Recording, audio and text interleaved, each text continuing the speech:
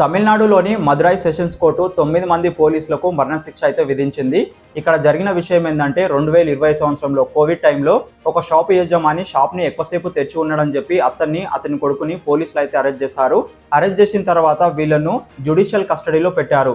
ఈ కస్టడీలో పోలీసులు వీళ్ళను ఇష్టమున్నట్టు కొట్టడం అలాగే బ్రూటల్గా టార్చర్ చేయడంతో వీళ్ళిద్దరు అయితే చనిపోయారు. ఈ కేసును కోర్టు సుమోటోగా తీసుకొని విచారించింది. న్యాయస్థానంలో ఇంకా న్యాయం బ్రతికే ఉందని చెప్పి కోర్టు అయితే గుర్తు చేసింది. ఇక్కడ మనకు న్యాయ వ్యవస్థలో ఒక సామెత ఉంటుంది, justice is delayed, justice is denied, but for a change justice is delayed but justice is delivered.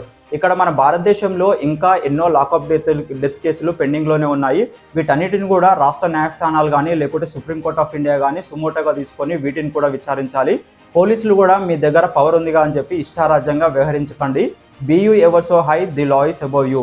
ఈ కేసులో న్యాయం చేసిన మదురై సెషన్స్ హైకోర్టుకి అలాగే ఈ కేసులో ప్రధాన ఆధారాలు బయటపెట్టిన హెడ్ కానిస్టేబుల్ రేవతి గారికి ధన్యవాదాలు. Share this video as much as possible. మీ అభిప్రాయాన్ని కూడా కామెంట్ సెక్షన్లో తెలియజేయండి. మరిన్ని ఇలాంటి వీడియోస్ కోసం మన ఛానల్ తప్పకుండా సబ్స్క్రైబ్ చేసుకోండి.